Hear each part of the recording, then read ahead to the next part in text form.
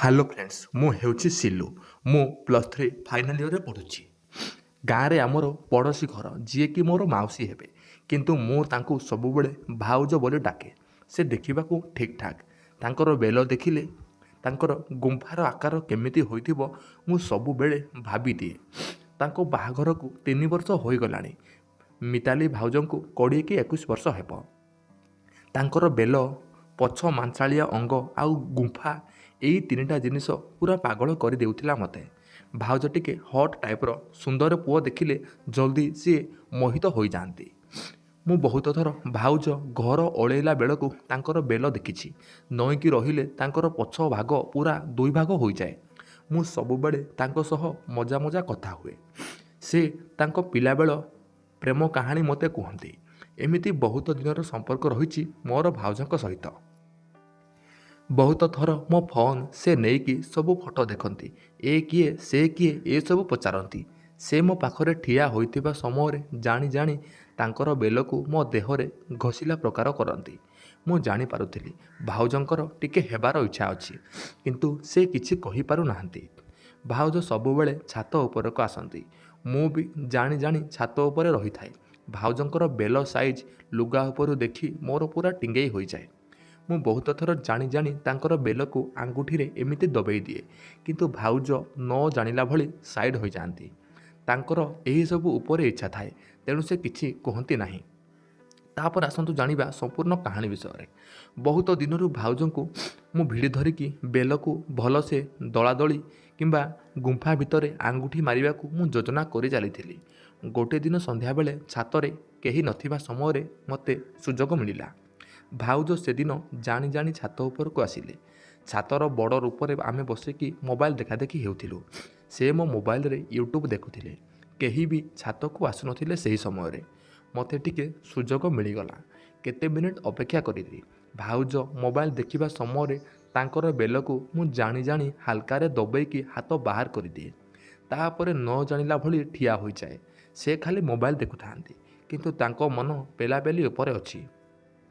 First ମୁଁ ଜାଣି ଜାଣି ତାଙ୍କ କୋଳରେ ଯାଇକି ବସିଲି। ସେ କହିଲେ ଉଠ, ଗୋଡ଼ କାଟୁଛି। ମୁଁ କହିଲି ଖାଲି ଗୋଡ଼ କାଟୁଛି ତ, ଆଉ କିଛି କାଟୁନି। ଏମିତି କିଛି ସମୟ ଚାଲିଲା। ତାପରେ ମୁଁ ତାଙ୍କୁ ଗୋଟେ ହାତରେ କୁଣ୍ଢେଇ ଧରିକି ଗୋଟେ ବେଲକୁ କପଡ଼ା ଉପରେ ଦଳିଲି। ତାପରେ ମୁଁ କହିଲି, ମୋ କୋଳକୁ ଦେଖେଇକି କହିଲି ଏଇଠି ବସ। ଭାଉଜ କହିଲେ ହଁ, ଠିଆ ହୋଇଛି ତ। ମୁଁ କହିଲି ବସିବ କି ନାହିଁ। ଭାଉଜ କହିଲେ ତୁମ ଗୋଡ଼ କାଟିବ। ମୁଁ କହିଲି କାଟିଲେ କାଟୁ, ତମେ ବସ। ତାପରେ ଭାଉଜଙ୍କୁ ମୁଁ ଟାଣି ଆଣିକି ମୋ କୋଳରେ ବସାଇ ଦେଲି। ସେ ପୁରା ଛାନିଆ, କାଳେ କିଏ ଆସିଯିବ ବୋଲି। ମୋତେ ହେଲେ ଭୟ ଲାଗୁଥିଲା। କୋଳରେ ବସେଇକି ତାଙ୍କର କପଡ଼ାର ତଳ ଫାଙ୍କରୁ ପୁରା ଉପରକୁ ଟେକିଦେଲି। ଗୋଟେ ବେଲ ଖସିଗଲା। ଭାଉଜ ମୋବାଇଲ୍ ବନ୍ଦ କରିକି ଲୁଗା ଘୋଡ଼େଇ ପକାଉଥାନ୍ତି, ଆଉ ମୁଁ ଲୁଗା ଭିତରେ ଗୋଟେ ବେଲକୁ ପୁରା ଜୋରରେ ରୋଟି ଦଳିଲା ଭଳିଆ ଦବେଇଲି। ସେ ଖାଲି ହାତରେ କଭର କରିଦେଉଥାନ୍ତି। ମୁଁ ପୁଣି ହାତ ବାହାର କରିକି ଦବେଇ ଚାଲିଲି। ଓଃ, କି କୋମଳ ବେଲ, ବହୁତ କୋମଳ ଲାଗୁଥାଏ। ମୋ କଦଳୀ ପୁରା 90 ଡିଗ୍ରୀ ହୋଇଗଲାଣି ସେତେବେଳକୁ। ତାପରେ ମୁଁ ତାଙ୍କର ଲୁଗା କୁଞ୍ଚ ଆଡ଼ୁ ହାତ ମାରିଲି। ସେ ଖାଲି ଭିଡ଼ି ହେଉଥାନ୍ତି। କିନ୍ତୁ ମେନ୍ ପ୍ରୋବ୍ଲେମ୍, ସେ ଭିତରେ କପଡ଼ା ପିନ୍ଧିଥିଲେ।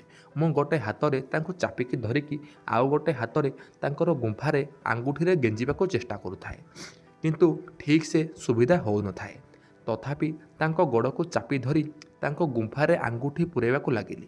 ସେ ଗୋଡ଼କୁ ଚାପି ଦେଉଥିଲେ ଯେ ଗୁମ୍ଫାରେ ଠିକ୍ ସେ ମୋ ହାତ ଯାଉନଥିଲା। ମୁଁ ପୁରା ଜବରଦସ୍ତି ଗୋଟେ ଆଙ୍ଗୁଠି ମାରିଦେଲି ଯେ ତାଙ୍କ କପଡ଼ା କଣା ହୋଇକି ମୋ ଆଙ୍ଗୁଠି ତାଙ୍କର ବାଳୁଆ ଗୁମ୍ଫା ଭିତରେ ପଶିଗଲା। ଏତେ ପର୍ଯ୍ୟନ୍ତ କିନ୍ତୁ କେହି ବି ଆସିନାହାନ୍ତି। ମୁଁ କହିଲି କପଡ଼ାଟା ଟିକେ ଖୋଲିଦିଅ, ଗୋଟେ ମିନିଟ୍ରେ ହୋଇଯିବ। ମୁଁ କହିଲି ପ୍ଲିଜ୍ ଗୋଟେ ଥର। ବହୁତ କହିଲା ପରେ ଲାଜ କରି କରି ସିଏ କପଡ଼ା ଖୋଲିଲେ। ମୁଁ ତାଙ୍କୁ ସଙ୍ଗେ ସଙ୍ଗେ କୋଳରେ ବସେଇକି ମୋ କଦଳୀକୁ କପଡ଼ା ଉପର ଆଡ଼ୁ ବାହାର କରିଲି, ଆଉ ତାଙ୍କ ଲୁଗାକୁ ପଛପଟୁ ଟେକି କୋଳରେ ବସେଇଦେଲି। କିନ୍ତୁ କଦଳୀ ଠିକ୍ ସେ ତାଙ୍କ ଗୁମ୍ଫାରେ ପଶି ନଥିଲା। ମୁଁ କୋଳରେ ବସେଇକି ତାଙ୍କ ଜଙ୍ଘକୁ ଫେରେକା କରିକି ତାଙ୍କର ବାଳୁଆ ଗୁମ୍ଫାରେ ମୋ କଦଳୀକୁ ଗଳେଇଲି। ସୁବିଧା ହେଉନଥିଲା ଠିକ୍ ସେ ଗୁମ୍ଫା ଭିତରେ ପଶେଇବାକୁ। ତଥାପି ଗୁମ୍ଫାକୁ 2 ହାତରେ ଓସାରିକି ଭିତରେ ମୁଁ କଦଳୀ ଭର୍ତ୍ତି କରିଲି। ତାଙ୍କୁ ଟିକେ ମଜା ଆସିଗଲା। ସେ ହେଲେ ଟିକେ ତଳକୁ ଉପରକୁ ହେଲା ଭଳି ମୋ କଦଳୀ ଉପରେ ଘଷି ହେଉଥାନ୍ତି। ତାପରେ ମୁଁ ଧୀରେ ଧୀରେ ତାଙ୍କର ପଛ ମାଂସାଳିଆ ଅଙ୍ଗ କଣାରେ ମୋ କଦଳୀକୁ ଗଳେଇଲି।